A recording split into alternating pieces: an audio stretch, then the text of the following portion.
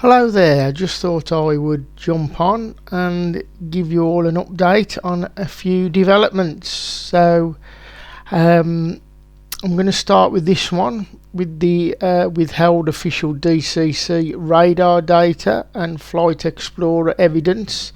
Now this is a new article I've done, literally posted a few moments ago.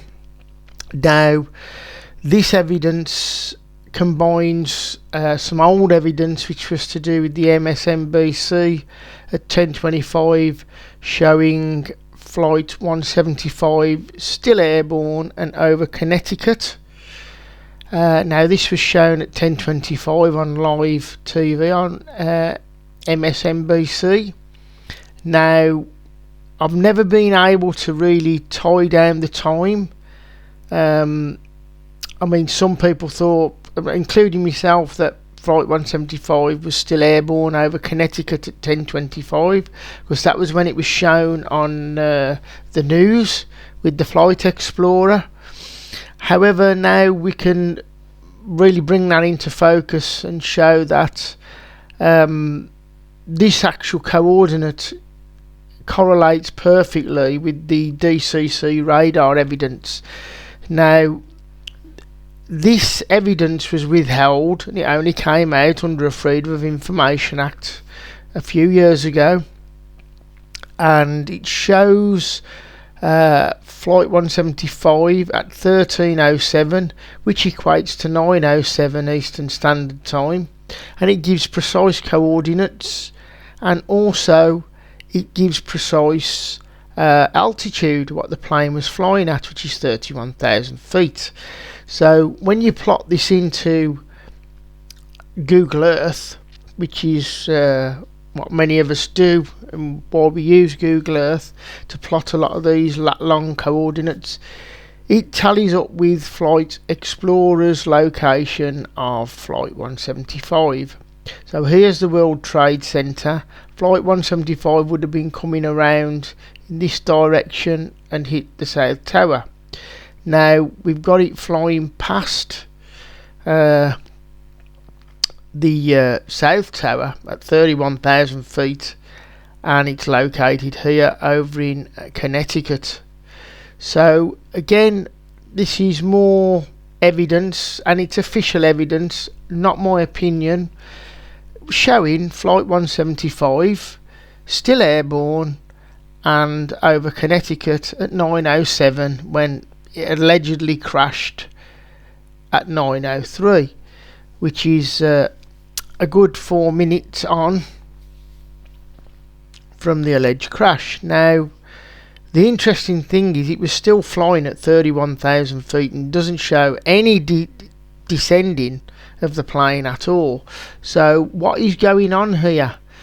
I'm going to address that at a later date of what I think was going on and what was pulled off and how that was executed. But this evidence is official. It totally contradicts anything, to do with what we've been told again.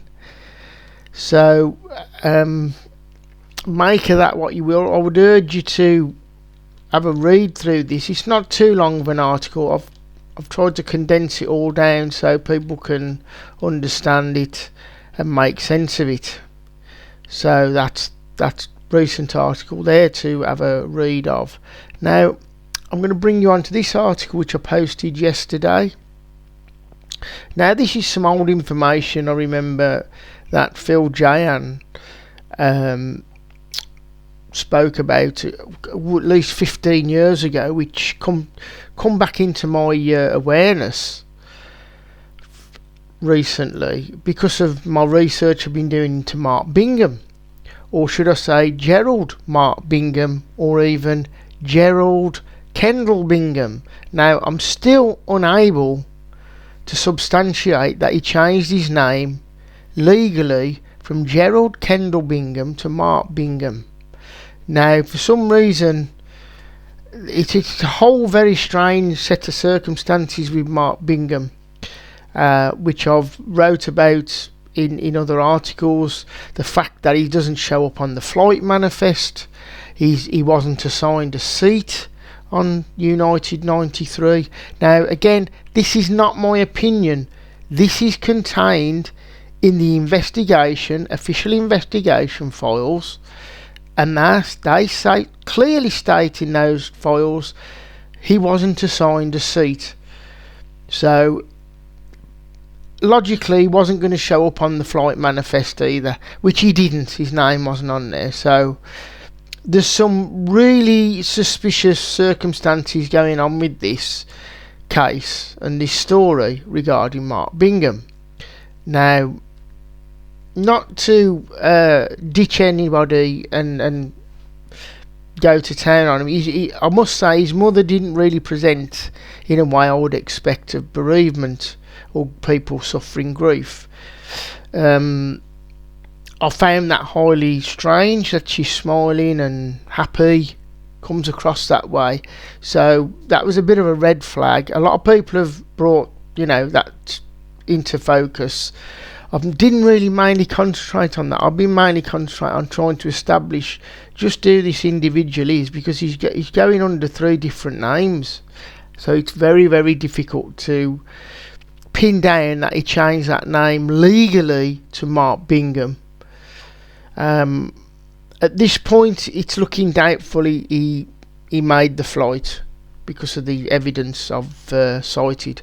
But this evidence here, what Phil Jahan outlined 15 years ago, is even more damning evidence, because CNN used a photograph for their memorial of Mark Bingham, which is here, which Matt Estefo kindly found the backup link to this on the archives Wayback Machine, for this web page. Now, what Phil Jahan found was that the EXIF data for this photograph was actually produced on August 30th, 2001, which is 12 days before 9/11.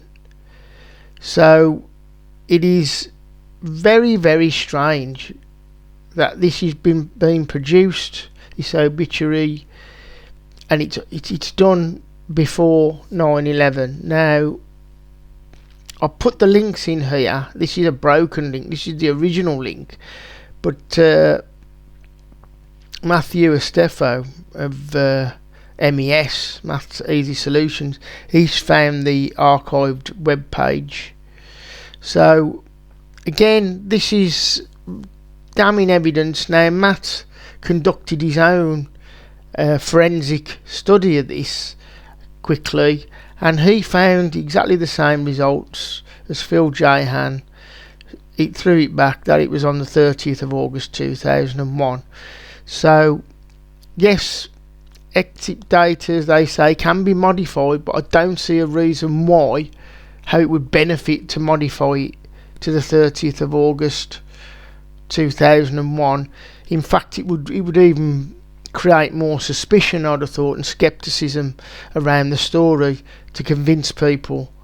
So I put some closing thoughts there with a couple of links to the other articles about the manifest and not being assigned a seat and Bingham's real name. So people may want to check that out, and this article,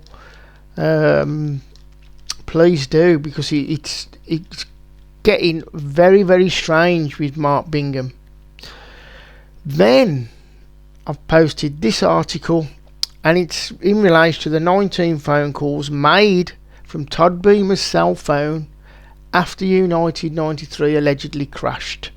So again, we're working with official documents, which I've posted here, and you can see that if you count up after the time of the crash, there's 19 calls being made on Todd Beamer's phone, and also there's an incoming call which lasted 21 minutes. So how can this be after it's crashed? Who's made these calls after the planes crashed? So this is the document in question, which reveals this phone data. Again, please have a read through the article, Again, very strange. You know, this 21-minute phone call. So please have a look through that. And here's another article I posted today, earlier on today. Now this is, I'm just asking whether this was a coincidence with this American West Airlines Flight 98 on 9/11. Now this flight was due to fly into Reagan National Airport. Now this flight had a really close tail number to Flight 77. Now this was N644AW, and American Airline Flight 77 tail number is N644AA. Now I've looked at this on the Bureau of Transportation Statistics, and it actually landed at Reagan National Airport, which is a mile from the Pentagon, at 9:39. Now Flight 98 took off from Port Columbus International, Ohio, at 8:28 a.m. Now this is where Flight 77 went off radar, apparently, because, well, not off radar, it switched off its transponder. So what that basically means is the data block wasn't giving any data out, so it would have been just a primary radar. So although they say it didn't show up on radar, and that is a very strange, unless it was in a black spot for radar coverage, which I'm still working on that and the veracity of that. But apparently it went missing for up to 18 minutes apparently.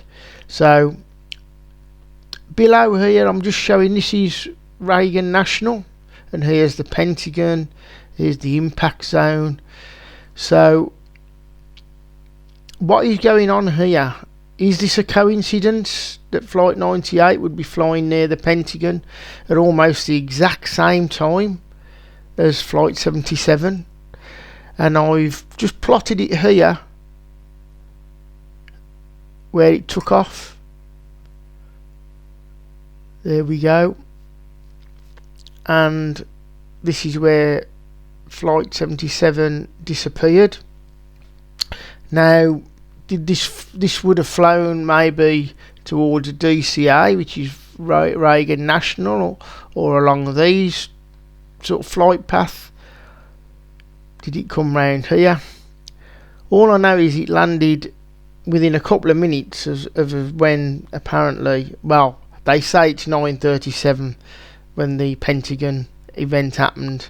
There's also other times as well, which could suggest, was this the plane that other people seen flying over? I don't know, but I've put this information out there anyway. It departed from Ohio at actually 8:40 wheels off time. So there we have it with that.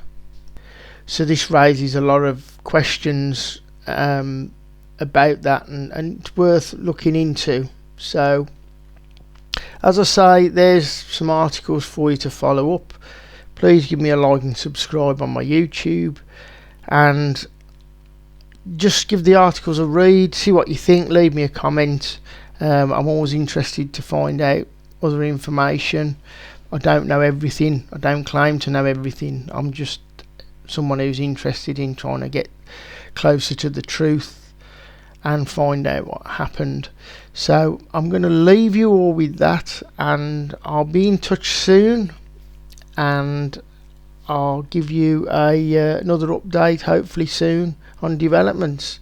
Have a good day all. Bye for now.